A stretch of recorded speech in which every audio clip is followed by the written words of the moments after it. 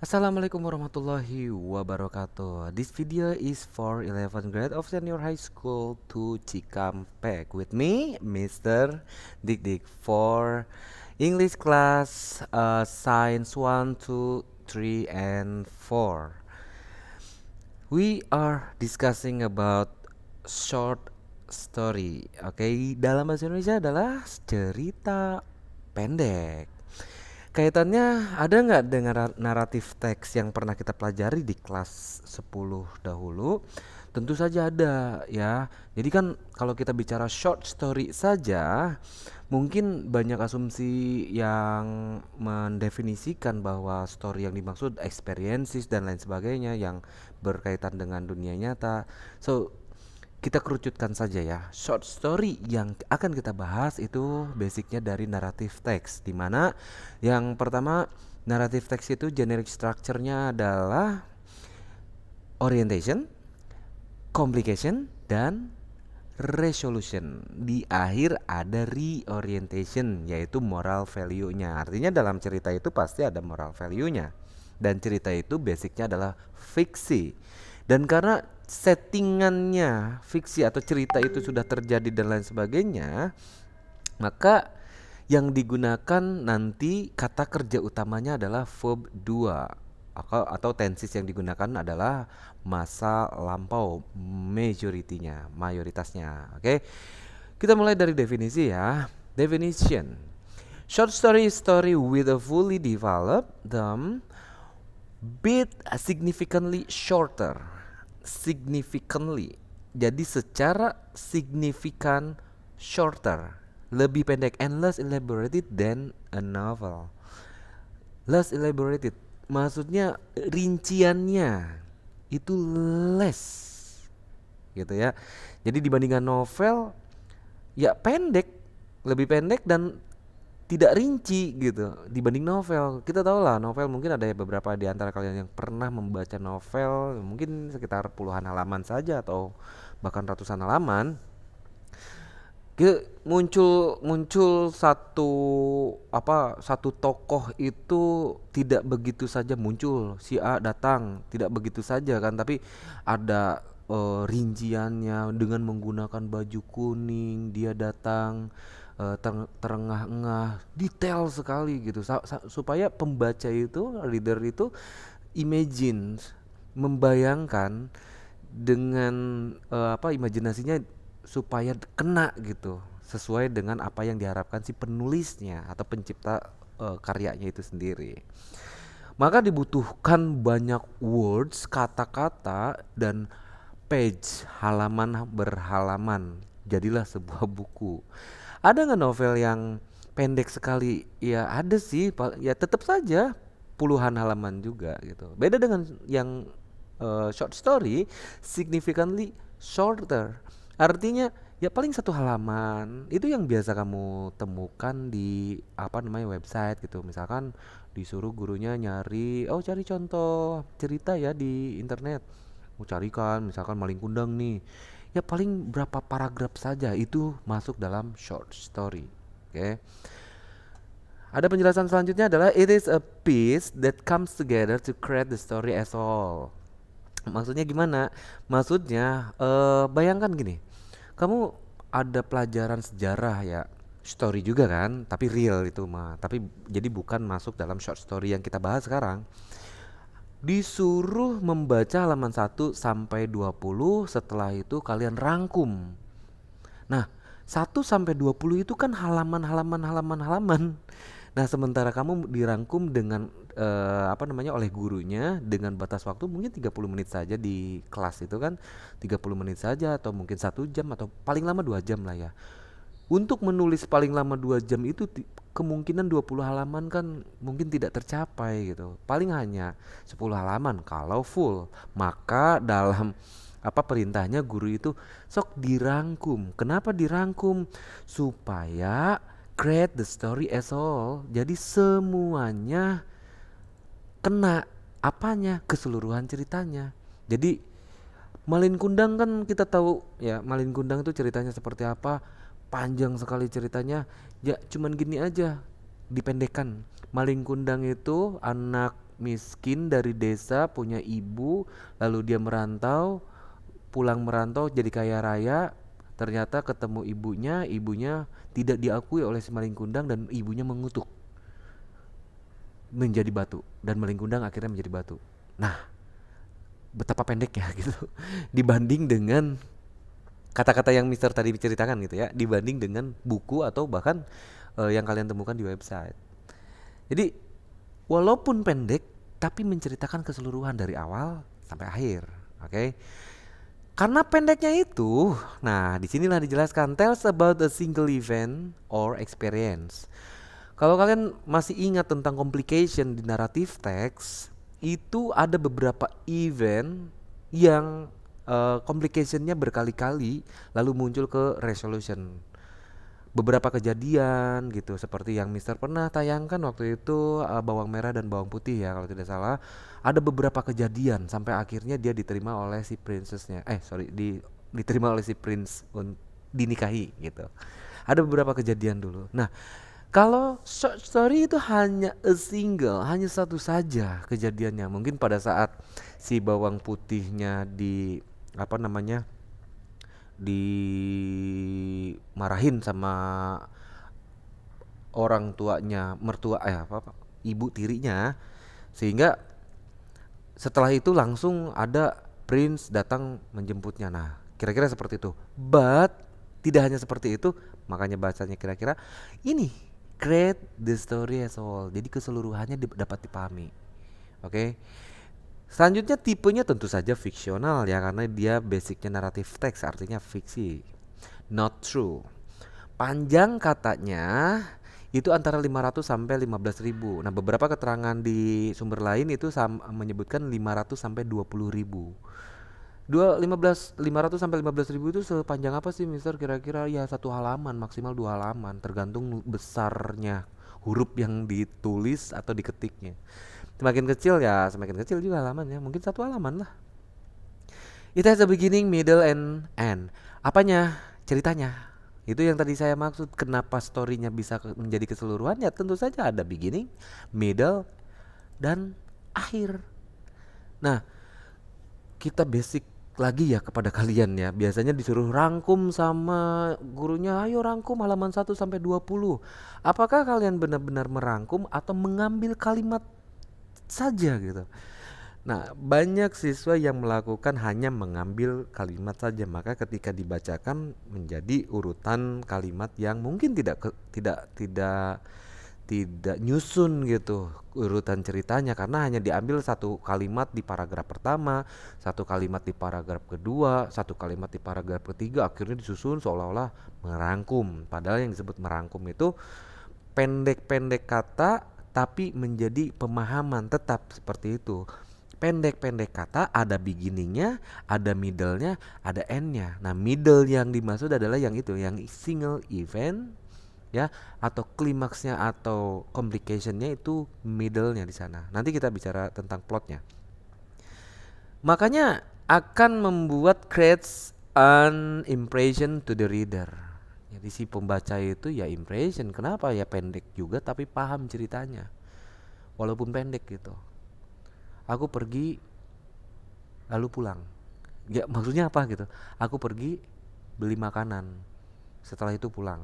Nah, ada pemahaman yang disampaikan. Aku pergi beli martabak, setelah itu pulang. Endingnya. Oke. Pokoknya short story walaupun pendek setengah halaman sekalipun ada beginning, ada middle, dan ada akhir sehingga membuat pembaca itu memahami karena kalian keseluruhannya diceritakan gitu, inti utama dari cerita itu diceritakan. Next adalah elementsnya. Nah, untuk membuat itu tidak kehilangan ruhnya dari cerita short story itu, maka kalian jangan hilangkan elemen-elemen yang harus terkandung dalam short story. Ketika misalkan Mister menyuruh kalian untuk membuat, or ketika kalian mengecek ini short story atau bukan, cukup cek saja apakah ada ini, apakah ada ini, apakah ada ini, dan sampai terakhirnya apa. Saya jelaskan satu persatu. Elemen yang mesti ada. First one is setting. Setting ya, namanya setting ya. Tells the reader where and when, di mana dan kapan the story take place. Saya kasih contoh, where and when. A long time ago. When. Cukup segitu aja, Mister. Cukup. In the jungle. In the jungle where? Berarti si pembaca itu sudah membayangkan a long time ago, dahulu kala in the jungle. Oh, ini settingnya tempatnya di hutan nih. Oke. There was a man who lived with some animals. Ada seseorang yang tinggal di hutan bersama teman bersama bersama animals, hewan-hewan. The man yang saya sebutkan di sana adalah characterization atau biasanya kalau di narrative text langsung aja karakter gitu ya, atau tokoh gitu. Kenapa saya tuliskan characterization dalam penjelasan short story ini? Because this is short karena ini pendek gitu. So please, jadi tolong sebutkan si karakter ini menjadi tokoh yang jelas gitu dalam ceritanya gitu. The man who lives with animals.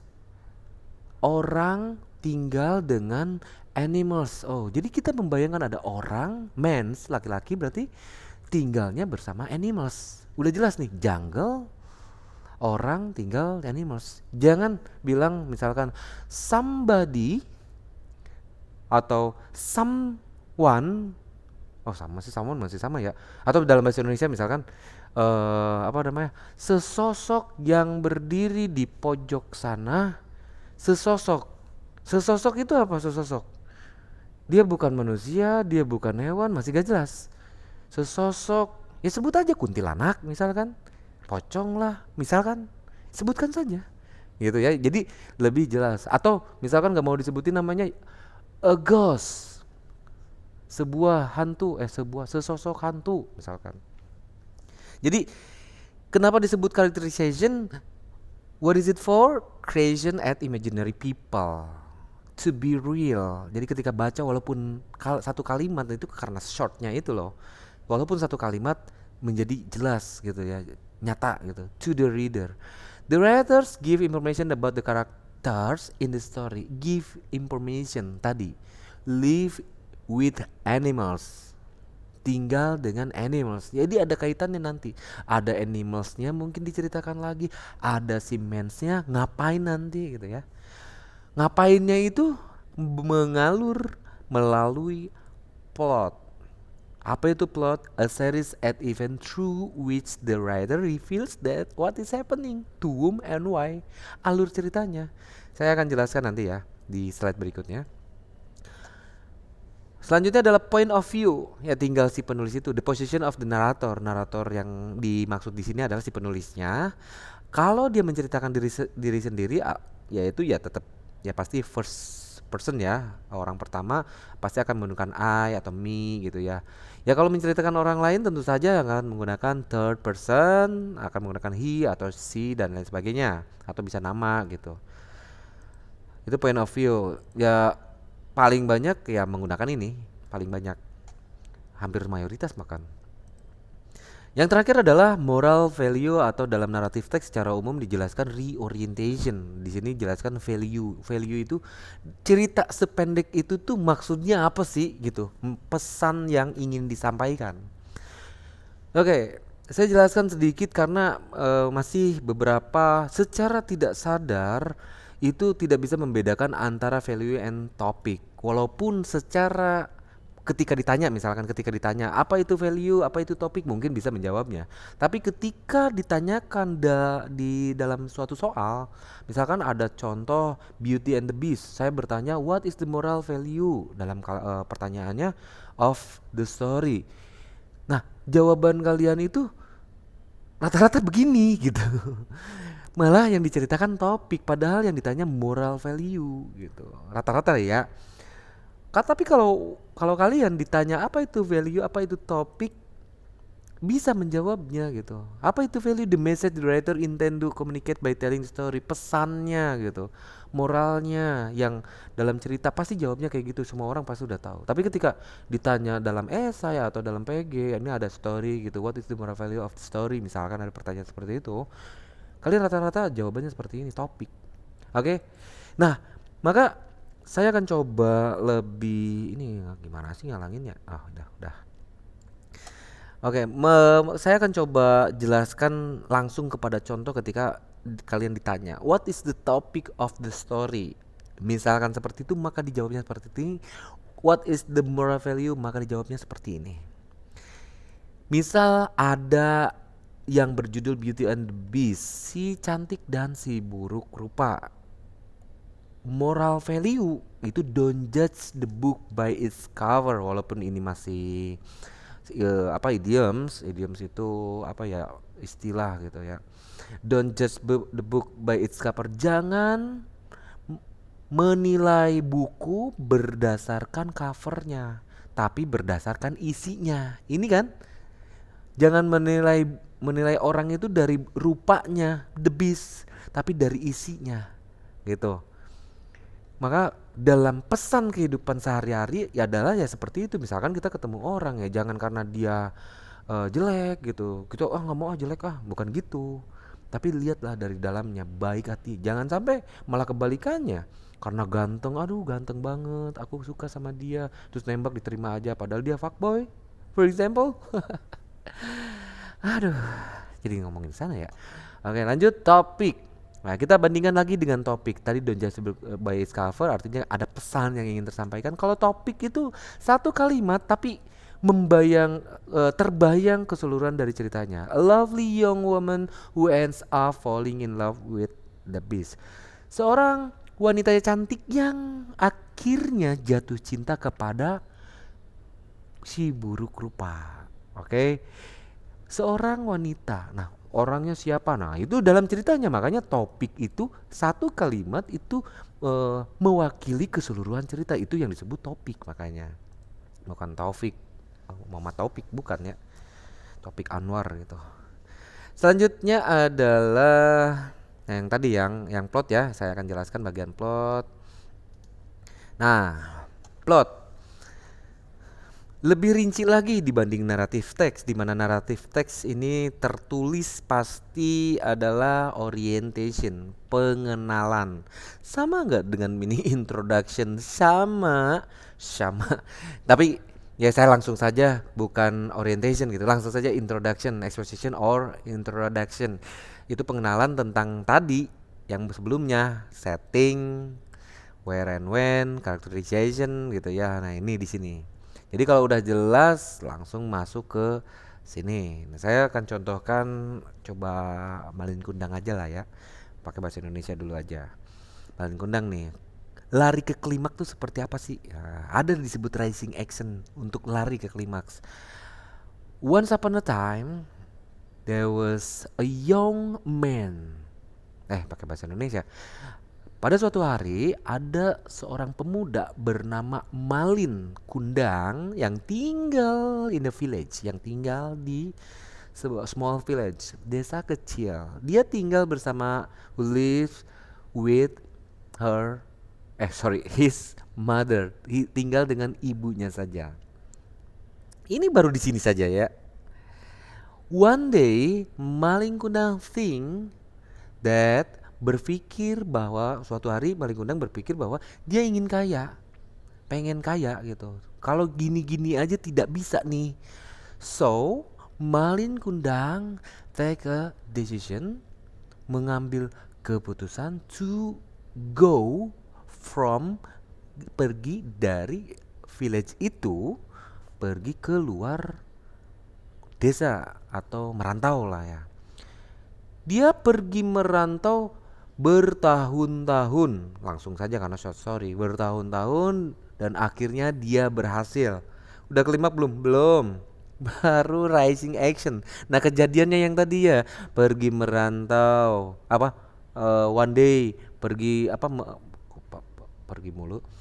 one day gitu ya dia berpikir untuk pengen kaya, kalau gini-gini aja nggak bakal kaya, maka dia memutuskan untuk keluar gitu ya, keluar merantau, akhirnya pergi merantau dan akhirnya sukses baru di sini. Sampai suksesnya itu membawa calon membawa istrinya, putra dari saudagar kaya. Udah nyampe klimaks belum? Belum. Rising action masih di sini. And then continue when Malin Kundang dengan kapalnya tersebut nyampe kepada suatu pulau. Ternyata pulau itu tempat kelahirannya dulu, di mana ibunya masih hidup dan masih tinggal di sana. Ibunya masih mengenali. Nah, ketemulah ibu dan si Malin Kundang itu di pelabuhan atau di mana di pulau itulah ya. Terus ibunya sadar. Nah, di sini mulai klimaksnya. Ibunya sadar. Ya ampun, itu anakku, Malin Kundang. Ini aku, ibumu, Nak. Lalu Malin Kundang karena malu ya, udah kaya gitu ya, udah kaya. Terus istrinya bertanya, "Siapa ini? Kumel amat. Masa ibu kamu sih?" gitu. Apalagi ada dorongan kayak gitu. Kata Malin Kundang, "Kamu bukan ibuku." Nah, itulah klimaksnya. "Kamu bukan ibuku, pergi kamu." Itulah klimaksnya. Dan ibunya bersedih, falling action. Ibunya bersedih, tidak menerima, sakit hati yang luar biasa karena selama ini didoain, ya Allah sing sukses gitu kan. Bersedih, sakit hati luar biasa, pulang sambil berdoa. Berdoa, "Ya Allah, jadikan dia batu, hatinya seperti batu, jadikan dia batu." Mungkin kayak gitu ya, kira-kira aja. Akhirnya nyampe kepada resolution. Apa? Malin Kundangnya menjadi batu. Pendek banget kan ya. Jadi klimaks itu titik balik di mana ini setelah rising ada falling action. Rising action itu ada kejadian-kejadian dulu, falling action juga ada kejadian-kejadian dulu. Kalau rising action menuju klimaksnya, kalau falling action menuju ke resolution atau penyelesaian masalah atau ending dari cerita tersebut. So, what is the value atau reorientationnya? Value-nya ya jangan lupa kulit, jangan kacang jangan lupa kulitnya. Nah, kira-kira gitu. Walaupun beberapa paling banyak itu tentang Malin Kundang itu pasti bicaranya atau misalkan what is the moral value of Malin Kundang story? Pasti orang-orang jawabnya jangan durhaka sama orang tua. So some story version of the Malin Kundang I have read yang pernah saya baca, intinya dia itu lupa sama kulitnya gitu. Siapa yang dulu membesarkan dan lain sebagainya, ibunya mendoakan gitu. Dan di endingnya adalah dia akhirnya mengenali ibunya, bener ini tuh ibuku gitu. Nah itulah baru disebut durhaka. Jadi first, yang paling first before he realized, dia menyadarinya gitu. Sebenarnya dia lupa karena kaya raya itu, dia lupa gitu, lupa sama kacang kulitnya. Kacang kulitnya, kacang lupa sama kulitnya. Let's go to the example. The example, okay? Nah, kita analisis ya. Mana racing action, climax, resolution, mana juga setting characterization, okay? The ghost with the golden eggs. Apa sih ini teh? Ghost itu angsa, bebek. Apa sih kalau bahasa Sundanya entok? Apa sih bahasa Indonesianya? Bahasa Sundanya entok gitu. The ghost itu. Bukan bebek, bukan angsa gitu. Once upon a time, pada suatu waktu, a man and his wife had the good fortune to have a ghost which laid a golden egg every day. Jadi si bebeknya atau si entoknya ini menelurkannya itu emas gitu, every day, setiap hari gitu. Jadi mereka berdua tuh apa namanya, man and his wife nih tokohnya, characterizationnya had the good fortune. Once upon a time, waktu lucky to that they soon began to think they were not getting rich fast enough. Nah ini disebut rising action. Jadi mereka berpikir kalau misalkan kayak gini gitu, nggak akan kaya raya nih, karena cuman sehari itu cuman setelur gitu loh. They imagine, mereka membayangkan that if the bird, karena ini kan bagian bird unggas yang dimaksud gitu ya, must be able to lay golden eggs, it's inside, jadi di dalamnya must be made of gold. Si jeroannya ini pasti terbuat dari emas. And they thought that if they could get all that precious metal at once, they would get mighty rich very soon. Jadi mereka berpikir ya nggak tahu lah. Dia pikirnya kayak gitu. Jadi ada sesuatu, yang sesuatunya itu dia nggak tahu gitu. They would get mighty rich very soon. Akan menjadi lebih kaya. Dia mikirnya kayak gitu, nafsu gitu.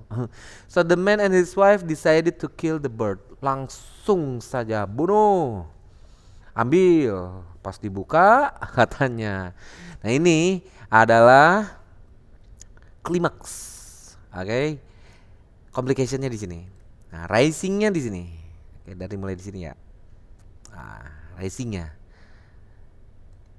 action di sini. Nah, di sini klimaksnya. Cuman segini, Mister. Ya, segini. Klimaks kan setelah itu titik balik. However, upon cutting the ghost open, setelah dibuka katanya, they were shocked. Mereka tuh terkejut to find that its innards were like that of any other ghost. Sama saja seperti entog-entog lainnya. Jeroan doang gitu. Jadi cuman gitu doang. Jadi ya emang kayak gitu gitu. Penyelesaiannya apa? Penyelesaiannya ya mereka nggak dapat apa-apa lagi akhirnya sekarang kan. Nah, moral value-nya makanya think before you act. Dia pikir dulu bener gak nih main bunuh-bunuh aja gitu. Itu akibat apa? Akibat dari sifat manusia yang greedy. Jadi moral value itu tidak mesti satu saja ya, bisa dua, bisa tiga, tergantung seberapa banyak yang kalian dapatkan. Penulis itu amazing gitu. Terkadang dia menyisipkan beberapa banyak pesan dalam satu cerita. Yang paling luar biasa itu cerita Sang Kuryang gitu. Di mana saya jelaskan ya kepada kalian di semester kemarin, saya ringkas saja. Di mana Dayang Sumbi itu adalah dalam cerita manapun juga itu terkesan tidak salah sama sekali gitu dalam cerita itu. Jadi kesannya tuh Sang Kuryang yang salah dari awal. Sang Kuryang membunuh si Tumang, Sang Kuryang lari, Sang Kuryang menendang perahu jadi Tangkuban Perahu. Nah itu luar biasanya si penonton pembaca itu ya yang salah tuh Sang Kuryang, yang salah cowok gitu.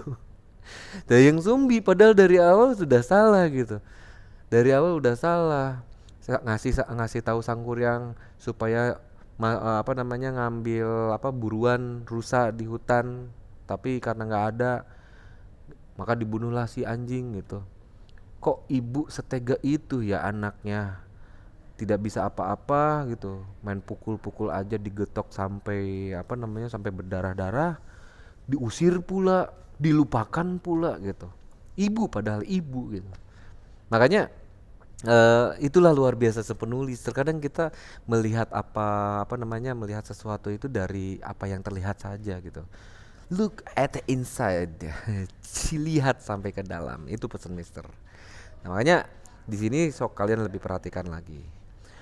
I think the explanation about the short story is enough. Saya lebay-lebayin sedikit saja. Sebenarnya kalian cukup saya kasih file. Ini sudah simple kok, artinya kalian bisa memahaminya. Cuman saya pengen lebih dalam lagi aja gitu. Kalian bisa membayangkan lagi seperti apa. Oke. Okay? After this, so check your Google Classroom. I will give you some question about the short story. Thanks for watching the video. Wassalamualaikum warahmatullahi wabarakatuh.